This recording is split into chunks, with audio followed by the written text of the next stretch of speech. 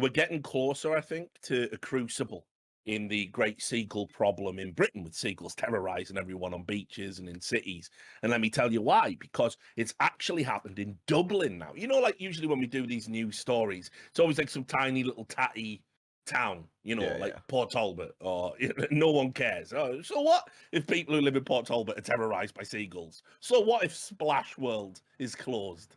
You know, fuck people in Neath. You know what I mean?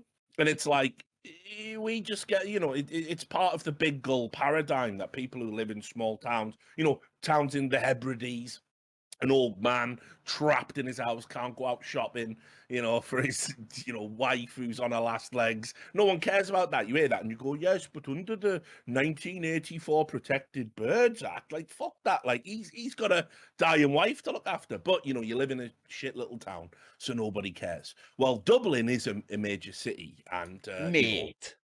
You know, Sorry, man, I just saw the picture, but I'll carry on. Fucking hell.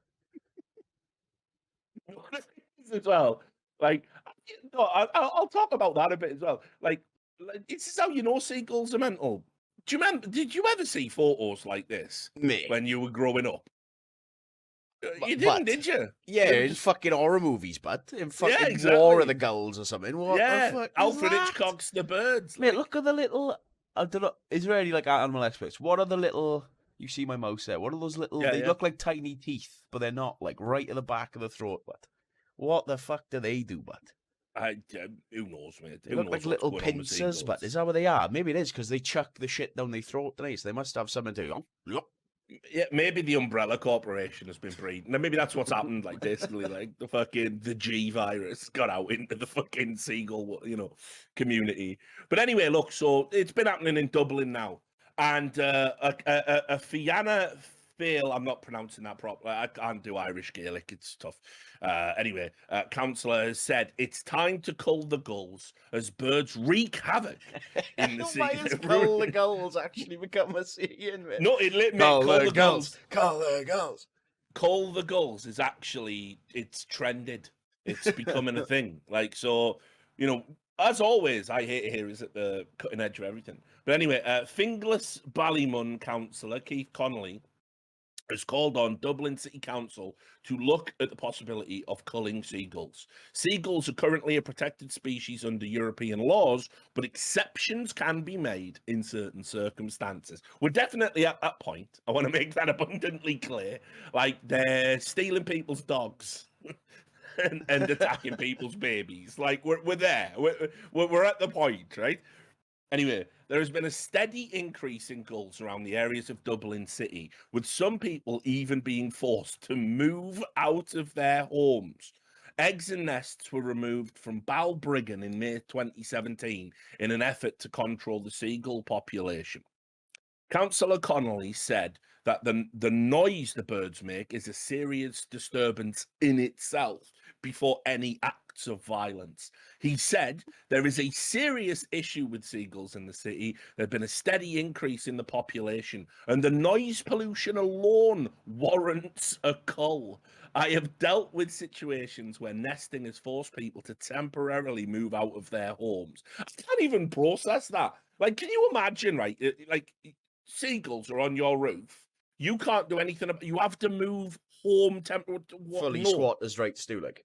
Yeah, like, absolutely never. I would never do that. I would never do that. I would tank the fine. I'd tank a prison sentence. Fuck them. You want me and my family to move out my fucking house because there's some seagulls upstairs dive bombing my kid's eyes out of his skull every time he tries to go to school? Just don't fucking think so. What's the rules as well? But like, if a seagull's dive bombing you, there must be retaliation allowed. I must be allowed an umbrella, but an umbrella minimum. Like, put it this way. If a human was dive bombing you off the roof, you could get a few digs in and claim self-defense. The seagull dive bombs you just got to take it on the chin. Like, literally, like, you just have to let him peck your beard off. That's your life. Because they moved into your house. Nah, this is bollocks. Like, I'd be on Google, but looking up loopholes. Like, okay, I can't touch it, but what if I, like, set up a crate, fill it full of fish, put them in the crate, move the crate, put it on a shipping container, but open the crate in the middle of the sea. Welcome yes, home. yes, the crate defense. Yeah. I'm sorry, they've got you covered there. Like they probably, of course they have. They will have. It's gone too far. I'm about to demonstrate how it's gone too far. Big Gull is a real thing now. I'm actually utterly convinced about it. But anyway, you know, it's you'd have to go on the dark web and hire a fucking gull hitman. That's like where we're at right now. You would have to hire like some sort of gull assassin, like, you know, meet in a bar all shady, like, oh yeah, that'll be £500 per gull. Like, yeah, do you want the eggs as well? Or, you know, you have to fucking do it like that. It's ridiculous. But anyway, I have dealt with situations where nesting has forced people to temporarily move out of their homes. The bacteria from their feces. See, we've never even talked about that on this podcast. The bacteria from their feces is a lot more dangerous than dog excrement. And we have also had situations where sea and herring gulls are robbing food directly from people's hands. Now, the excrement thing is... I don't know about that, but that sounds true. I don't know. Yeah, but think of how much shit you see at like either like boats or stuff at sea or like near the beach just covered in seagull shit, but you ever heard anyone dying from it? Like, yeah, well, I have actually, because I was watching. Oh, I can't remember what it was now. There was some document. You know me, crippled with insomnia, and I'm a bit of a melt, and I'll watch any old shit, and I've just got a head full of useless knowledge. I watched some documentary, and it was about like 60 minutes on bird shit. Yeah, it was. Yeah, no, it was about it was about like the history of resources and guano. Right? Oh yeah, I've heard of that. Yeah. Yeah. Basically, it used to be like a resource that they used to use. Like, didn't they use it for concrete? It's rock hard bird shit, right? No, it was for the nitrates. Right. It was the nitrates, and so what they realized was at some point, this is like probably the 1700s, 1800s, I don't know, but they basically realized that like if you put bird shit on your crops. In a field with your crops, you would get a bigger yield of crops than you would from a non-bird shit crop, and so because of the nitrates. So there was this island that was all populated by birds and bats and everything, and they used to send people out on this boat, and they'd be there digging all day, like just scooping up giant, you know, loads of bird shit, just launching it into containers. Think about how, and like they were all fucked. They were all like riddled with disease. Loads of people would die on the boat journey back. And in the end, it was so much of a resource for so long. I think the people who owned the island, I can't remember which nation it was from the documentary, they like basically stopped them. They said, right, listen, this is way too valuable, this bird shit. So we're keeping that. But that's what they used to do. So. And the thing is, mate, those guys were fucked. There's so many diseases. I mean, first of all, you just got your salmonella. That's just there, obviously. But then you've got something called cytocosis. I think it's pronounced. I've heard of that, isn't it? Where it sounds a lot like another disease, maybe where your brain starts. Well, it ain't good. Remember. Yeah, it ain't good. If it's got courses in it, mate, you know it's not good. Anything that ends in courses, you can keep that. Yeah, it is true, mate. It's true. But yeah, cytocosis, I think it gives you like some horrific like pneumonia thing, and then probably go mental and die probably with the courses in there. It says cytocosis. That must do something with the blood, right? Cytocosis. PSITTACOSI. CYTO. No, not this. Nah, not like that. So honestly, it's you know, he's right about the shit. He's right. It's got to go. Like again, and they're pooing everywhere. You don't pooing down your chimney, pooing in your gutters, pooing on your doorstep, pooing on your windows. Yeah, it's mental. Actually, you know. So does that. You know, we all laugh when a Greg's pasty gets swooped away. That is funny, you know, like that is a bit of banter, like. But at the end of the day, it's different when you're down the beach having a holiday and someone's, you know, it's your chips.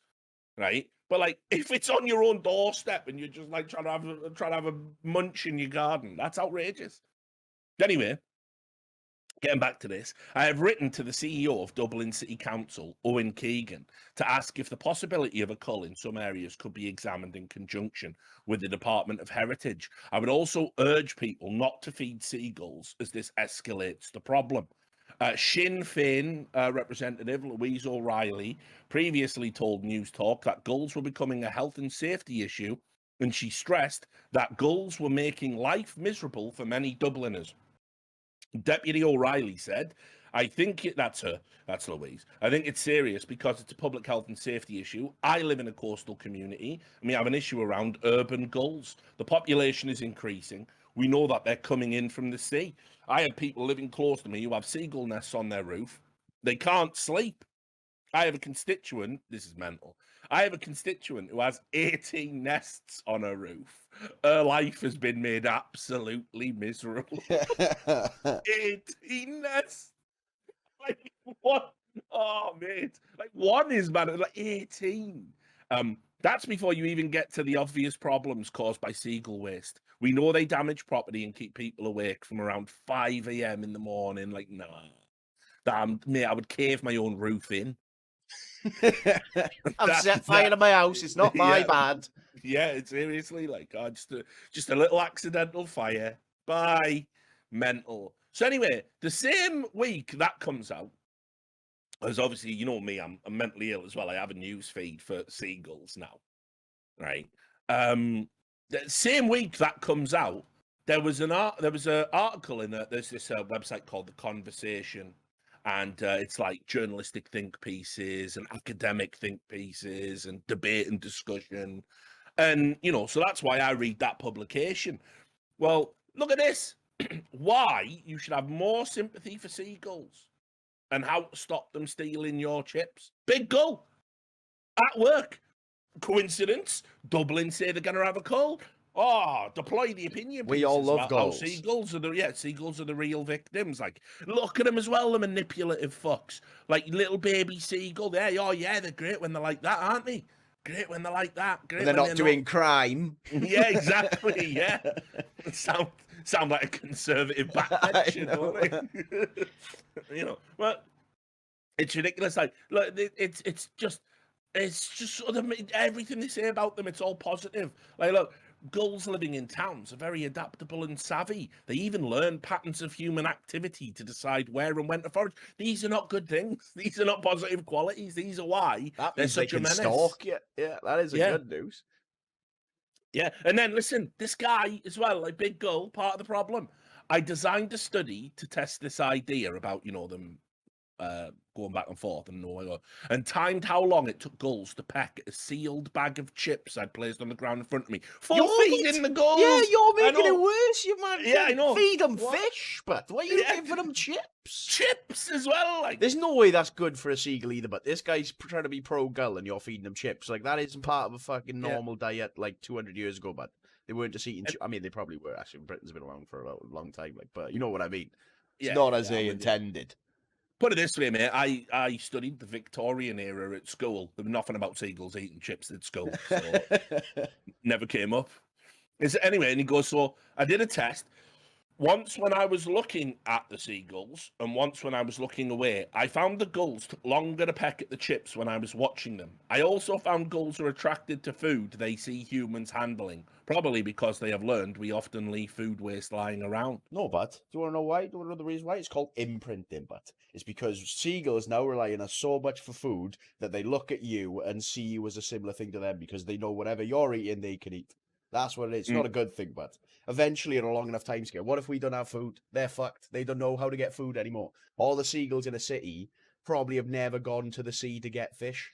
Like, imagine if you get a pet seagull and then just put them into the wild. That's basically what's happening. They're so used to just getting bin food that if the bin food disappears, they're fucked. Yeah. And then it ends with, gulls' behaviour may seem is bad, objectively bad across the board, but we have a lot of scope to change it without resorting to extreme measures.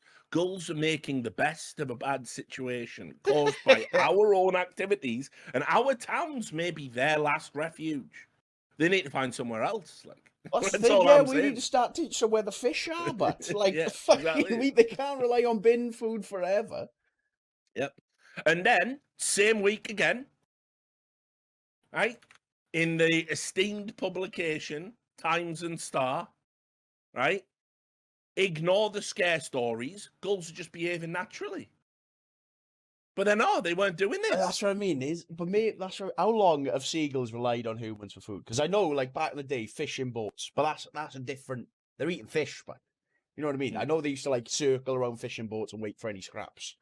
But... Yeah, that's fish, but they're at sea. And then look, these attacks are usually exaggerated by the media and are very rare indeed, but inevitably lead to calls. I don't think they are very rare. Not according to my news feed. I see one happening. I see a major seagull attack every week now. Minimum. And that's by no means an exhaustive list. So, yeah, see, big gull. At it again. So it is time to call the gulls. If Dublin go first, everyone else is going to join in. That's all I'm saying. Thing is, I don't want to cull any animal, really. I don't want the solution to be to kill them. I don't want it either, They need but to come on. not be, like, there's got to be a way, but there's got to be a way to start removing the imprinting. Basically, you've got to make them scared of humans again without harming them. That's the trick, like. They've got to be worried of going up to humans and stealing food, but also at the same time, we haven't got to, cull a load of them. Here's the thing. I think seagulls will, think of it like a war. We go in, we hit them hard with one big cull. As if you're trying to drop Nagasaki on gulls. What are you on about? What are you on about, like? We hit them hard with one big cull, right? And they'll be like, well, can't fuck with humans no more. They've won that one. Yeah, but you'd have to do it everywhere. They haven't got Twitter, but you'd have to do it in every region of the world. No, but like they must talk. They must communicate with each other. Yeah, maybe locally, maybe within I don't know, a few hundred miles. They migrate and move around. Word will get around. I don't think it will, but I think it will. Like I think that's where we're at. Same way they say, "Oh, look, there's some chips over by there." And you're like, chips, and they hear that there's chips, and they go there. But obviously, well, you don't want to. They're culling them. They're pushing back. Right out to sea we go. And that's that problem solved. Do we ever get an update on the old fake eagle or fake peregrine falcon ones? Remember where they were putting up fake eagles and falcons in places? Yeah, it hasn't come up in my feed. The last thing I saw was that actually, again, it was more big gull propaganda. The last thing I saw related to that was they've realised one of the net positives of having seagulls raid your town is that they can use seagull flight paths for optimal drone flight paths. So when Amazon are basically droning out pizzas or whatever in the future, it's all going to be predicated on seagull tech. What's the point? Drones have cameras on, wouldn't they? Surely you could just look like, what do you mean by that? Yeah. That makes no sense. Well, that's what they're doing anyway, apparently. It's, again, probably propaganda, probably nonsense. Who knows? I'll let you off.